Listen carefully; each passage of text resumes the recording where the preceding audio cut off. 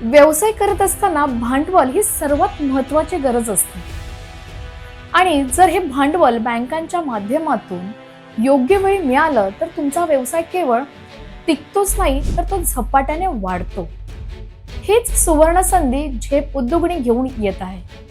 आंतरराष्ट्रीय MSME day 2025 च्या निमित्ताने झेप उद्योगणी आणि अनेक मान्यवर संस्था यांच्या माध्यमातून या कार्यक्रमात एमएसएमई बिझनेस फायनान्स बाबत थेट बँकांशी संवाद साधता येणार आहे.